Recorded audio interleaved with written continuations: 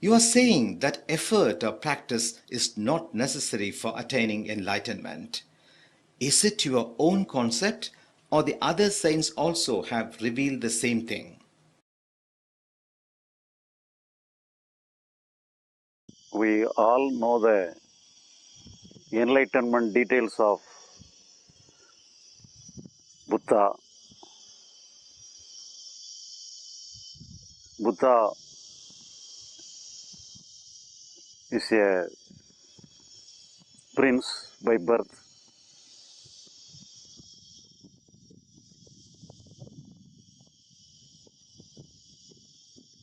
He was living in a luxurious life while he was in the palace.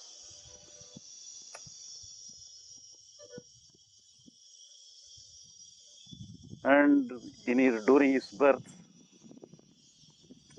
some foreteller told that Buddha will become a monk in his life. So the parents of Buddha was very cautious.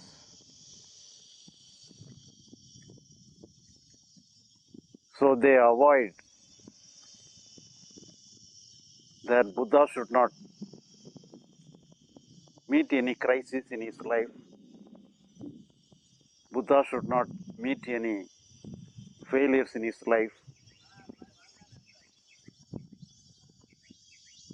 They provide all luxuries,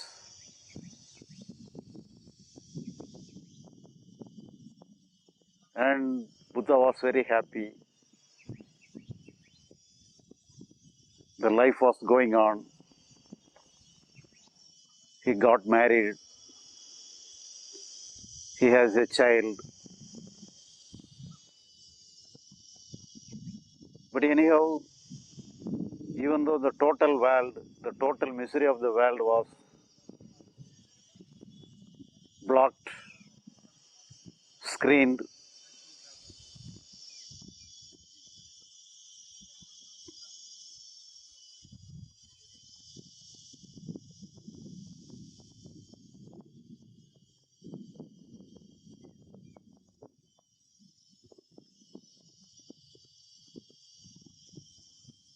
to the vision of his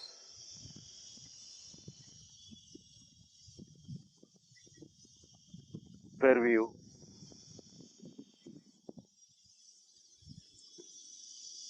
he cannot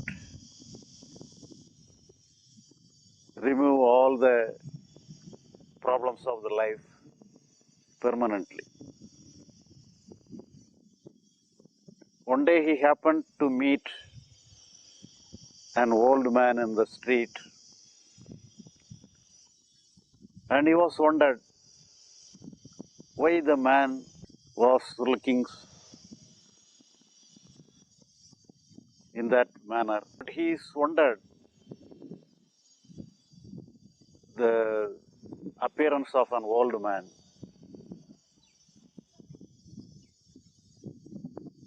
The old man was very old. He was unable to walk. He was in a pitiable condition.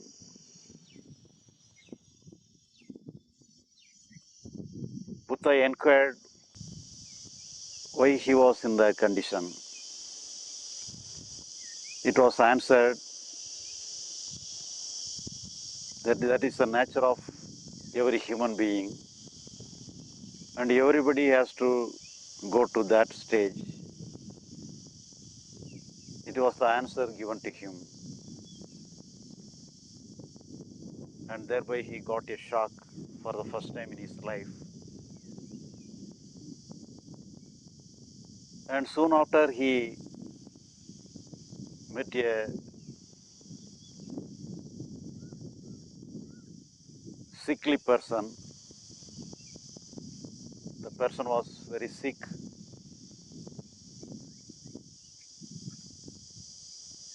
The sickly person was in a pitiable condition. Buddha asked why he was so like that.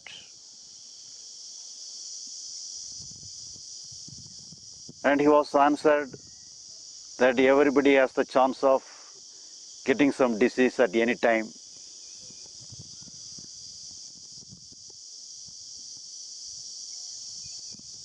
And again, Buddha was shocked.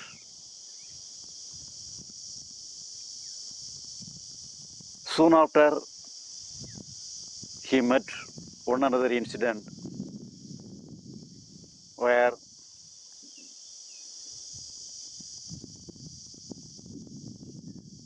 he has seen the dead body of a human being taken as a procession.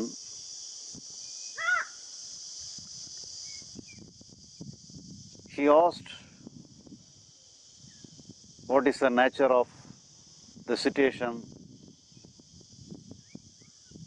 and he was told somebody has died and the procession has taken the body to the last ceremony. He asked the details.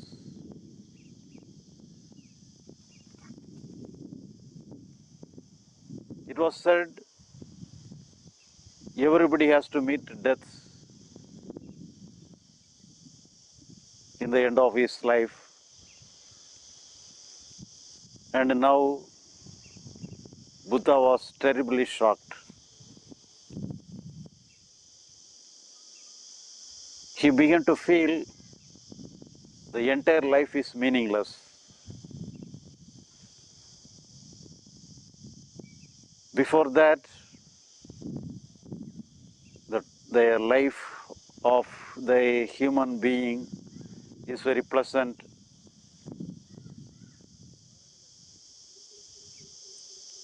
But now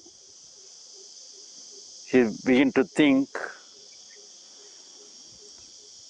that the total world is in the form of misery.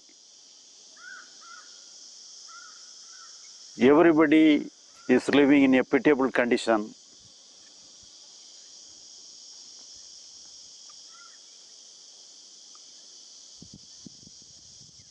And he feels the total world is a sorrowful one.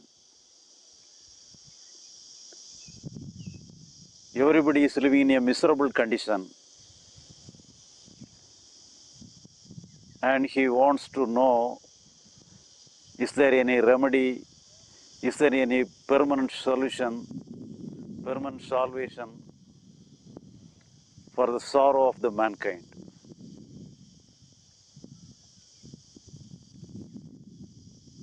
He, he thought over the matter again and again, and he came to the conclusion that he had to find out the answer and solution for the entire sorrow of the mankind. And he came to a decision that he had to leave the house and find out the truth of the matter. He renounced the palace, he renounced his kingdom because he was waiting for the throne of his country, and he relinquished the entire luxuries of his life and became a monk.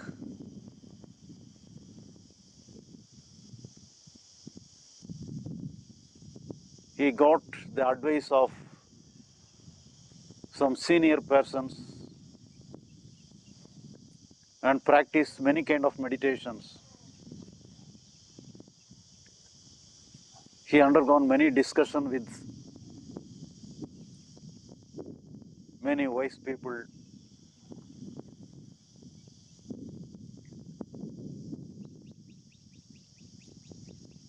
We all know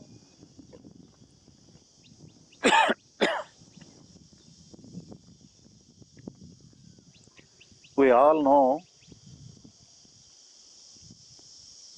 what meditation is.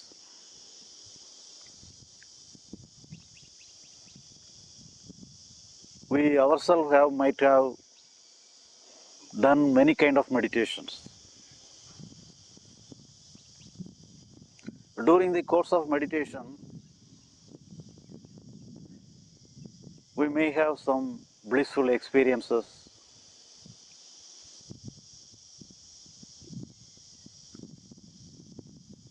We may feel very happy because of our meditation. But how long the blissful situation will last?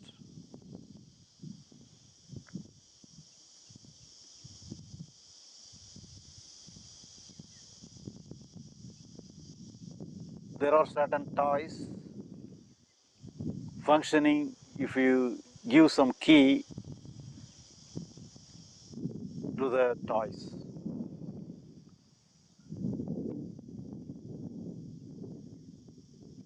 If we give key to the toy will function, it will dance, it will sing. But if the key is over, the toy becomes silent. So in this way, our meditation will trigger us some beautiful expression, some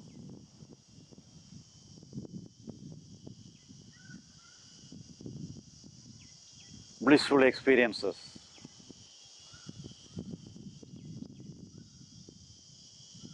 But the power of meditation will be over very soon.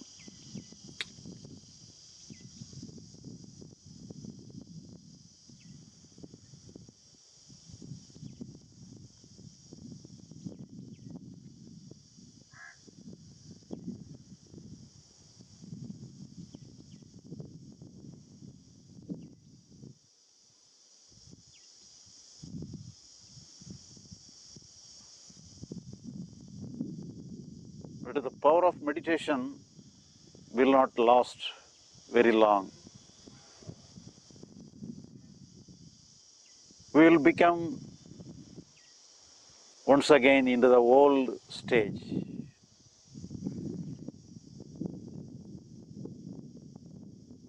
We will come to the old stage once again. The power of meditation will be over very soon. The same thing happened to Buddha also. He had done many kind of meditations, many austerities. He followed every details of meditations. He got many type of experiences.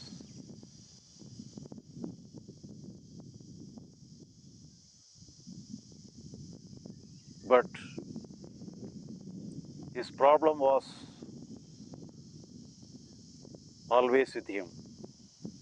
He had not got the answer. He cannot find the answer. So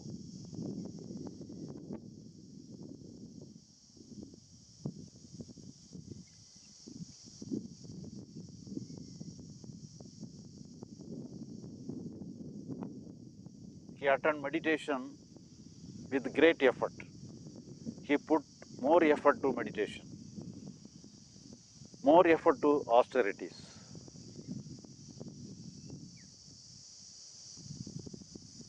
Thinking that the lack of meditation may be the cause for his failure.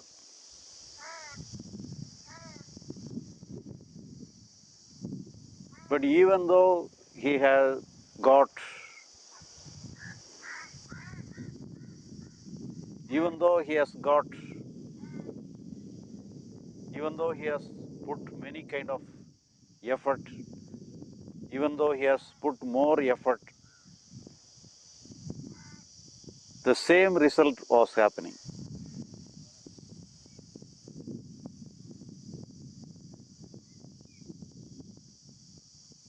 But he has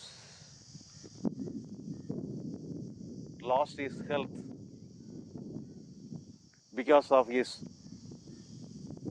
strenuous effort, because of his serious effort. In the name of serious effort, he had tortured his bodily health. So he could not continue his meditation forever.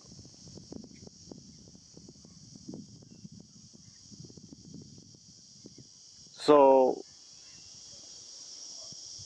he felt that he was failed. He felt failure in all his attempts.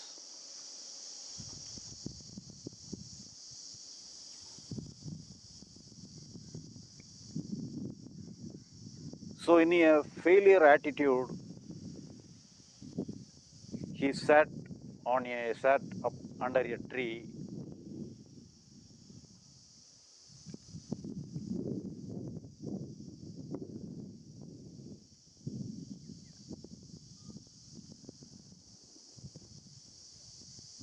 in a dejected condition, in a failure mood, as if a king lost the battlefield, lost his army, lost his weapon, and sat in a desperate condition,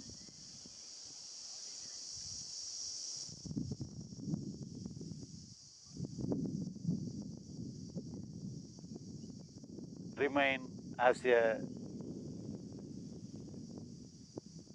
slavery, as a slave in the hands of an enemy. In the same way, Buddha also sat under the tree in a desperate condition.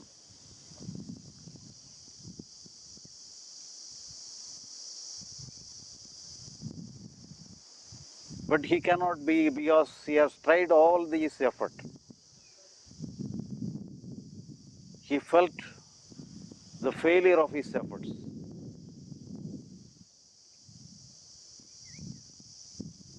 He had no more effort to be tried once again. He lost everything. So he sat in that desperate condition.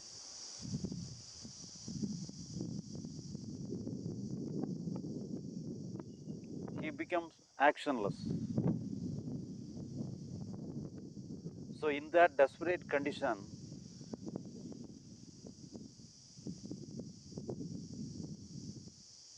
he got enlightenment.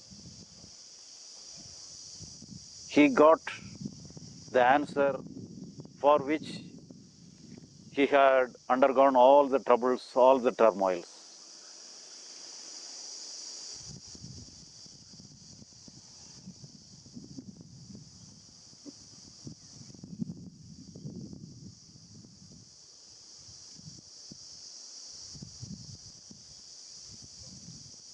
He was surprised very much,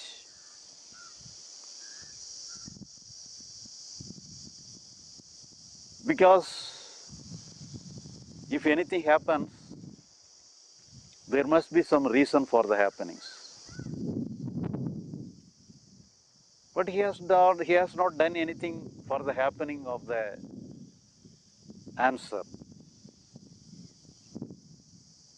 He sat in a desperate condition.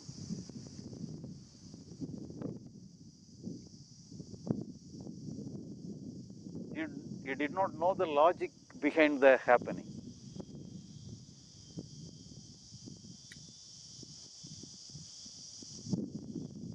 If anything happened for a reason, we can justify. For a reason, we can justify. But here, he has not done anything for the happening. The happening happened on its own. It did not know the secret behind the happening.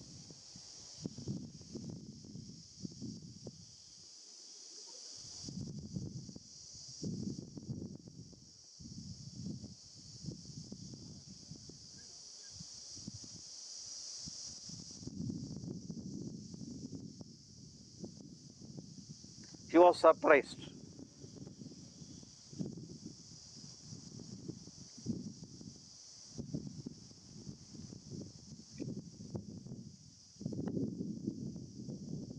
So what is the thing happened to Buddha? He inquired him, what has happened to him? And he found out the secret behind his happening. He found out the thing, what has happened within him.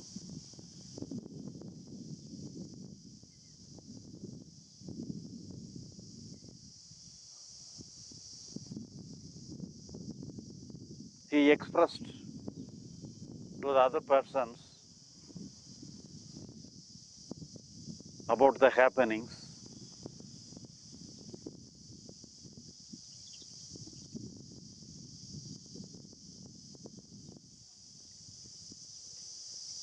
He told, desire is the cause of all our sorrow.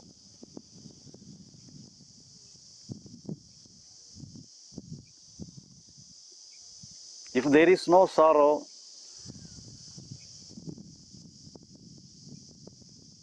if there is no desire, there will be no sorrow. Desire is the cause for our sorrow.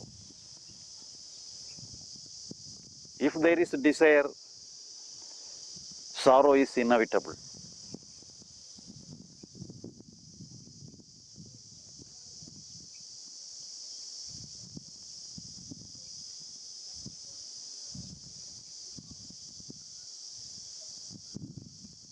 We all know all the details of his teachings in our early period of our childhood. Desire is the cause of sorrow. If we become desireless, we may be free from sorrow.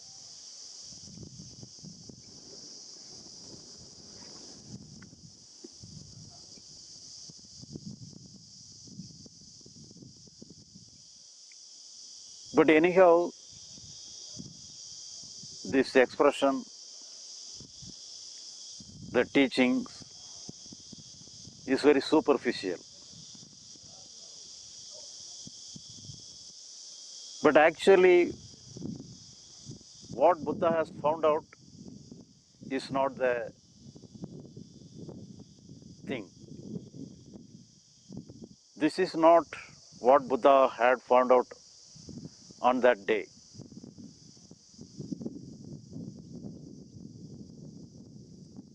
Really, it was something deep, something different.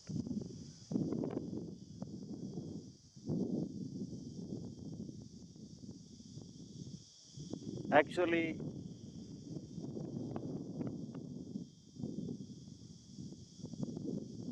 when our mind stops all our effort, when our mind stops all the seeking,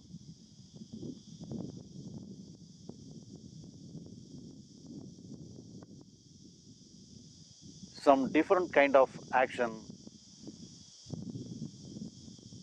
is happening in our mind.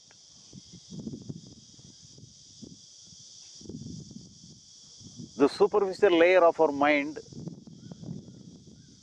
stops seeking, stop the effort. There happens a different kind of dimension, different kind of functioning in our mind.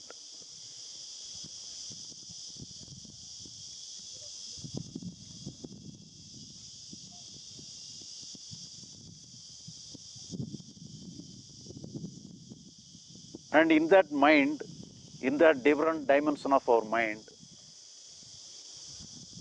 there cannot be any desire. There cannot be any motive. It is natural. We are not trying to become effortless, trying to become desireless.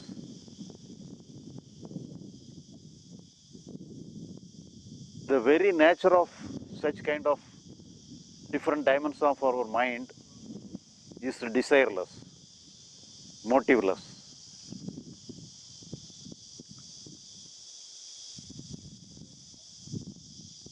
And Buddha identified the different dimension of his mind in that situation, in that condition. And he named it as nirvana, the moksha, the liberation.